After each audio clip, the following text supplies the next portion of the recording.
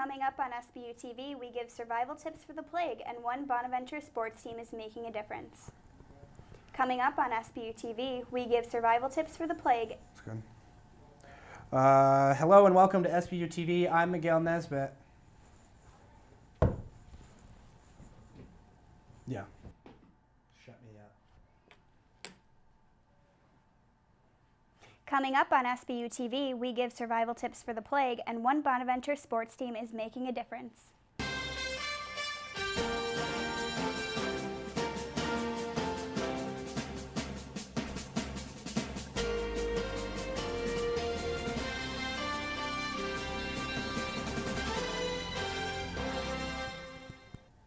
Hello and welcome to SBU TV. I'm Brittany Slomba. And I'm Miguel Nesbitt.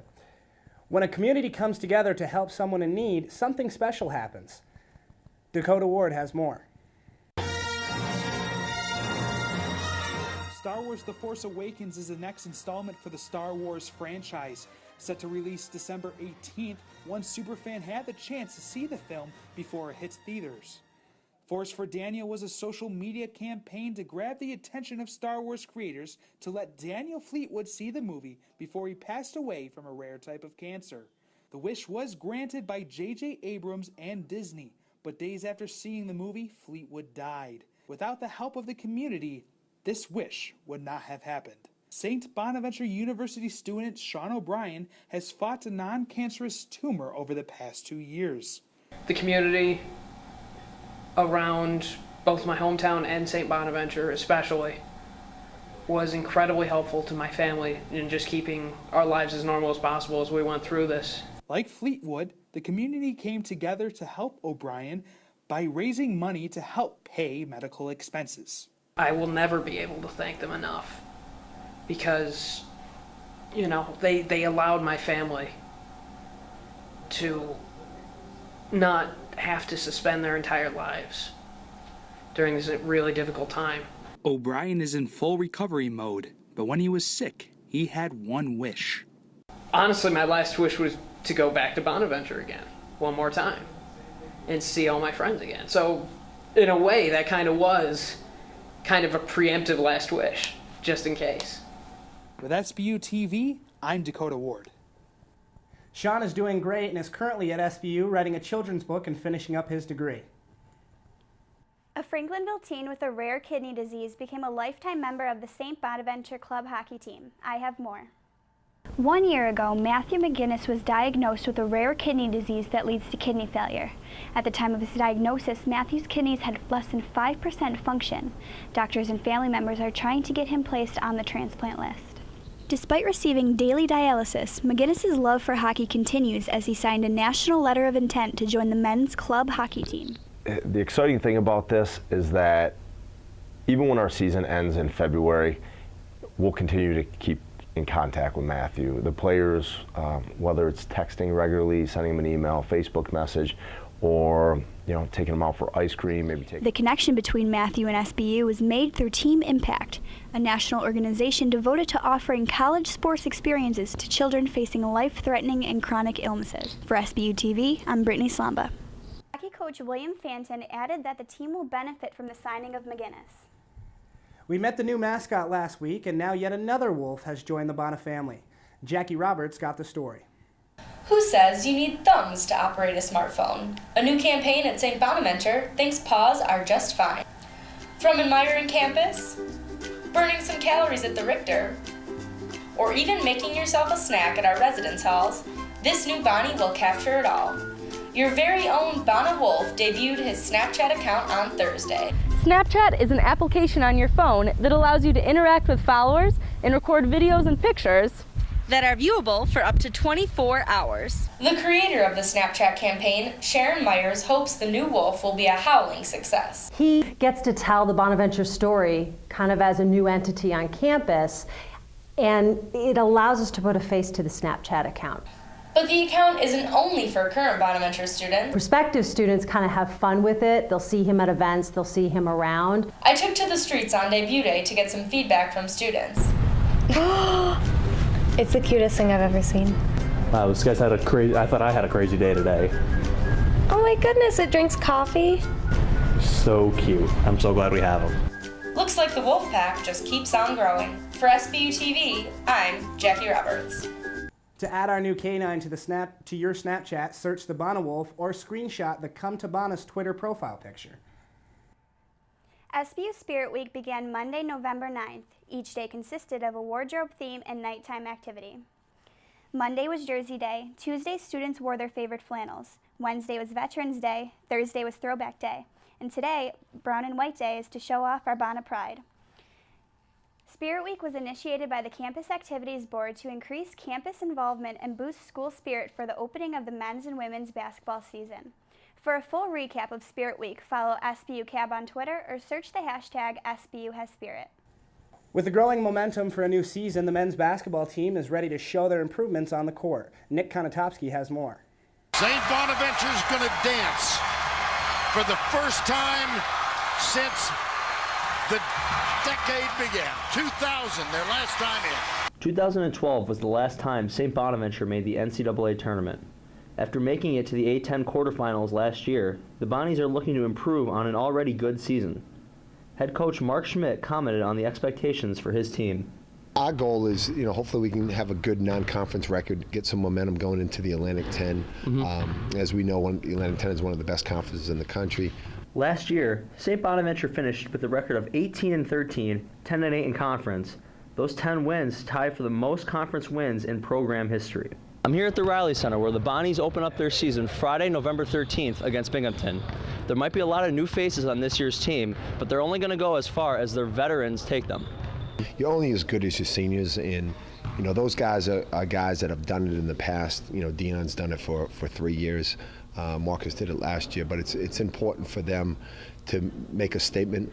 In order for us to be successful this year, they've got to play at both ends. After facing the Bearcats, the Bonnies hit the road to match up with Jim Boeheim and the Syracuse Orangemen. With SBU TV, I'm Nick Konotopskyj. Be sure to support the Bonnies as they host the Binghamton Bearcats in the Riley Center. Tip-off is at 8 p.m. tonight. It's the silent killer, and it's something Bona students and faculty need to be aware of. Ryan McDonough has more.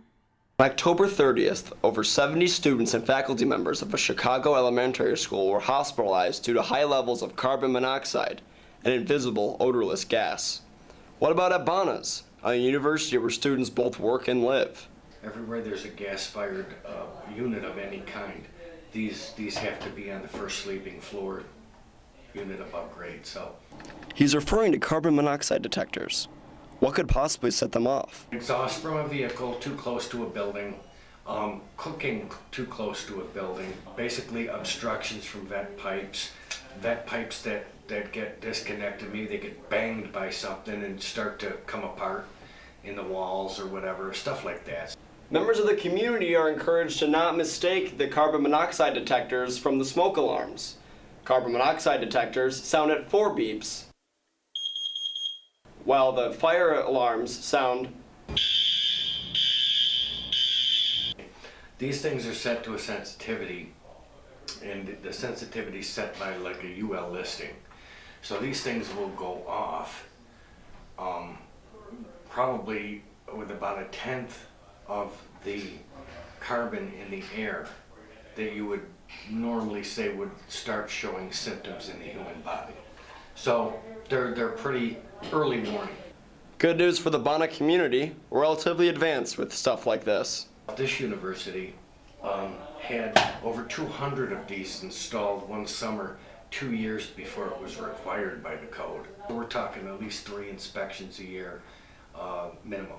For SBU TV, I'm Ryan McDonough. While there have been just 2 minor occurrences involving carbon monoxide in recent years at Bonaventure, the community is recommended to be aware of the odorless, colorless gas. Symptoms of carbon monoxide poisoning include headaches, slurred speech, dizziness, and nausea. Contact Safety and Security at 716-375-2525 with any concerns. Years ago, when a person graduated from college, they got a job and moved out of the house right away. Now this is no longer the case. More than 1/3 of adult millennials receive regular financial support from their parents. As a result, baby boomers aren't able to save for retirement. A survey by American Consumer Credit Counseling found that nearly 35% of U.S. households provide financial assistance to young adults. In 2014, Bank of America reported that 1 in 5 millennials still live at home and don't pay any expenses. Are St. Bonaventure seniors planning to depend on their parents' support after graduation? Well, after graduation, I do plan to move back home so I can work and go to school at the same time. But obviously need some help just because being in graduate school, it's going to be harder to maintain a part-time job. The real question here is, are parents supporting millennials because they can't say no, or does the high unemployment rates and increasing student loan debt make it inevitable? A disease that we assumed was a thing of the past has returned, and with 15 cases in the United States this year alone, it looks like the bubonic plague is once again something to fear. I bet you remember this story from history class. The Black Death was one of the most devastating pandemics in human history, killing an estimated 200 million people in medieval Europe. Well, now it's back with a vengeance. Terrifying news now out of Portland, Oregon. Bubonic plague has struck there. Apparently a teen girl from eastern Oregon has contracted the bubonic plague, health officials have declared. The Crook County girl is believed to have acquired the disease from a flea bite during a hunting trip near Heppner in Morrow County. Apparently, humans can become infected by fleas who have fed off infected rodents such as rats, chipmunks, and squirrels. It's very treatable. Luckily, we have antibiotics, and the sooner that people get antibiotics, and it's often IV antibiotics, it is curable. When venturing out into the wilderness, take this safety precaution. Cover up as much skin as you can so that the fleas have nothing to bite. So if you see any black squirrels around campus, steer clear. They don't call it the Black Death for nothing. With SBU TV, I'm Sammi Arena. For more information on how to protect yourself from the plague, go to cdc.gov/plague. It's no secret that people can't wait to let loose on the weekends. But would you wait outside your local liquor store for days just to buy your favorite drink? For the past few weeks, a select group of bourbon lovers in Kentucky have done just that. Our friends at CNN have the story. It's pretty much gained notoriety as the great white whale of bourbon. In the quest for Pappy Van Winkle, there are plenty of Captain Ahabs. This is the second annual. This line wraps all the way around Party Source in Newport. No, seriously, all the way around the building. You have people who are gathered for the same reason, who have the same hobby, who are crazy enough to spend the night in the middle of November to pursue it. Just like the fictional ship captain, the quest for Pappy Van Winkle bourbon doesn't always have a happy ending for those in this line. People ask, well, if I get here at 8 a.m., will I be able to get a bottle? And my answer is, I have no idea. The shipment is secretive. No one knows how much is coming or when. Party Source employees find out about a release just like everyone else. We've got some pork shoulder cooking. How's that look, huh? You won't find anyone worried about the store running out, as long as the booze outside keeps flowing and the company is good. All in all, a fun way to kill an evening. Pappy Van Winkle runs up to $220 per bottle here. It may be Moby Dick, but the wait leading up to it is nothing short of Black Friday. Go back a few years, you have people lining up at midnight for toys for their kids at Christmas. I don't have kids, so I'm lining up for my toys, and this is my Christmas. For more information on this story, visit CNN.com. That does it here for us on SBU TV. I'm Miguel Nesbitt. And I'm Brittany Slomba. Thanks for watching.